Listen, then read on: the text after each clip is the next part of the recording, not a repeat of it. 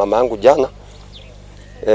Niliposikia nduru kukimbia kupata, nimepoteza mama yangu, nimepoteza mandugu zangu watatu, na nimepoteza jirani mwenye amenunua kwetu, na nimepoteza mtoto wa babangu mwingine. Watu 6, familia moja ambayo tulikuwa tunangangana kutoa kwa maji.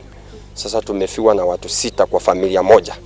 Kwa jumla the whole village we have lost like 9 people. I don't want to state authoritatively because hatuja confirm from the mortuary, lakini watu wenye tuko sure tumetoa kwa maji. Mimi mwenyewe na macho yangu nilikuwa nabeba watu 6. Huyu ni mzee yangu. Alikuwa ameenda kuokoa watu waliumia kwa barabara. Sasa yule alikuwa ameenda kuokoa watu. Sasa akapata ajali. Trela ilipata juu ikapita na yeye. Alikuwa amesungumza hata mimi siku. Ni mwezi wa Ramadhani hata alikuwa anafungua.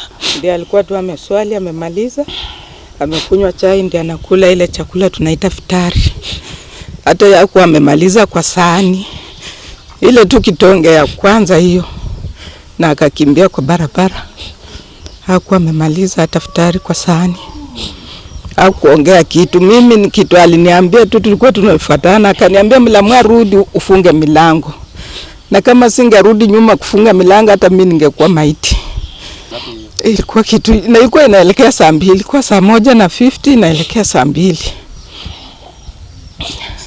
Chapo. Anaitwa Baraka Chanzu Tumbo. Aliyeaga dunia ni shemeji yangu. Huyu naye mshikilia ni bibi yake. Tumepoteza. Shemeji alikimbia kwenda kuokoa watu waliokufa kutoka kwa pikipiki. Pikipiki ndio ilisababisha. Ilikuwa inatoka Misihu. Ikagongana na kijana mmoja alikuwa anatoka kwa soko anaenda kwao. Sasa ile baba anaokoa shemeji. Pia yeye kidogo trela ikatoka juu, haina breki. Ika lose control, iliua watu wengi. Si hata watu 12 mnasema. Watu ni wengi. Huyu ni bibi yangu. Alafu tuko na watoto 4. Na ametuachia mtoto baada na nyonya na sina mbele na nyuma. Mimi ni jua kali. Ni kujitafutia. Alafu sasa mke wangu ndiye ametuacha. Sasa naomba tu mtusaidie. Wakati alitoka ulikuwa wapi labda? Ulijua ameenda wapi wakati? Nilikuwa kwa nyumba. Sasa niliuliza watoto, akasema mama ameenda kuangalia kuna ajali imefanyika hapa juu. Sasa wakati alienda kidogo nasikia akaosi kukimbia huko. Nikapata madaktari wanamshughulikia. Kama dakika kadhaa hivi nikasikia nduru.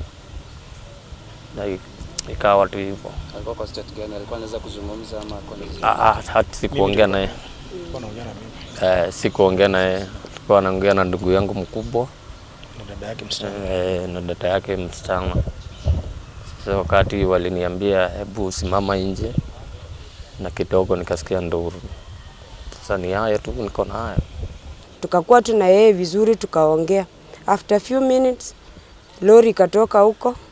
Watu wenye walikuwa hiyo side yote wakaenda, mimi naye nikabahatika. Nikapona. Baadaye kuuliza nikapata kwamba dadangu pia ameumia. Shemeji yake akamweka kwa pikipiki na mimi naye nikakalia hiyo pikipiki tukaenda mpaka hospitali. Hakika walijaribu kumshughulikia maisha yake lakini ikawa ni ngumu. Alikuwa analia kwa ajili ya watoto maana ameacha watoto wadogo. Mtoto wake mdogo ni 1 mwaka na wengine bado hata ndio wako CPC. Kwa hivyo hatuna jambo lingine la kusema, lakini tunaomba tu serikali iweze kutusaidia juu hatuna mbele wala nyuma. Kitu nilikuwa naomba serikali ya kwamba wakati matrela zilikuwa zinapita huko zikarudishwa zinapitia njia ya Kitale, watutengenezee matuta ama watutengenezee njia, maana hii njia itamaliza watu wengi. Sababu napo iteremka pali hapa ni mteremko mpaka huko chini. Na trela inapoteremka inaachilia. Sasa tunaomba ya kwamba serikali kama kuna uwezo wa hii barabara ama ipanuliwe kwa kila mtu akuwe na nafasi yake ya kupita. Mtakuwa mmetusaidia maana imemaliza watu wengi. Ametuachia mtoto mdogo mwenye ananyonya.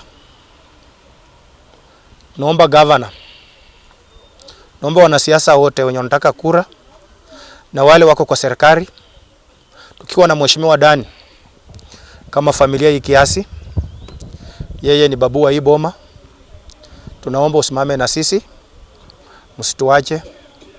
Hatuna mbele na hatuna nyuma. Yeye tuna ajali ilifanyika hapo, akaenda kuona wale wamepata ajali, na ikafika hapo trailer ikatoka kwa juu na ikawachukua, kawaangusha ndani ya shimo. Mimi vile naongea hivi ndio nilibeba kwa pikipiki, nikampeleka hospitali, nikamshughulikia, nikarudi nikaanza kubeba watu kwa pikipiki nikawapeleka hospitali. Kwa wale wenye nilibeba kwa pikipiki, mmoja peke yake ndio bado anapumua, lakini wale nilibeba wote wameshaenda. Pole kwa waliopoteza maisha katika ajali ya Malaa. Pole kwa waliopata majeraha na watakia uponyaji, na vile vile watu wa Bungoma, msimu wa mvua huu tujiepushe kwa kuendesha magari mwendo wa kasi, na vile vile tujikinge kutokana na maji ambayo yanasomba watu kihobela katika maeneo mbalimbali ya hapa Kenya. Asante sana na Mungu awalinde. Majina naitwa Irene Simio.